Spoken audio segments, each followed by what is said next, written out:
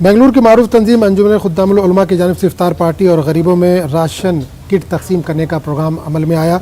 मस्जिद मुनव्वरा में मुनअक़िदा इस तकरीब में मुकामी MLA KJ जॉर्ज और चित्रदुर्ग के मशहूर स्वामी डॉक्टर विजय नंद ने हिस्सा लिया। दिलचस्प बात यह रही कि स्वामी डॉक्टर विजय नंदा ने हज़रत मोहम्मद सल्लल्लाहु अलैहि वसल्लम की सीरत पर रोशनी डाली। स्वामी जी ने एक वाक़या बयान करते हुए कहा कि हर दिन एक बूढ़ी औरत आप सल्लल्लाहु अलैहि वसल्लम के सर पर कूड़ा करकट फेंकती थी, लेकिन जब ये औरत बीमार हुई तो आप इस बूढ़ी औरत की आदत के लिए चले गए। ये मज़हब इस्लाम की असल तस्वीर है।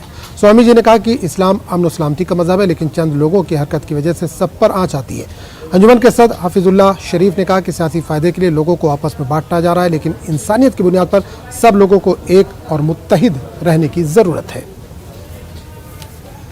ಒಂದು ದಿನ ಬರ್ತಾರೆ, ಆದರೆ ಆ ಕಸ ಬೀಳ್ತಾ ಇರಲಿಲ್ಲ. ಒಂದಿನ ನೋಡ್ತಾರೆ ಕಸನೂ ಬೀಳಲ್ಲ, ಏನು ಬೀಳ್ದಿಲ್ಲ.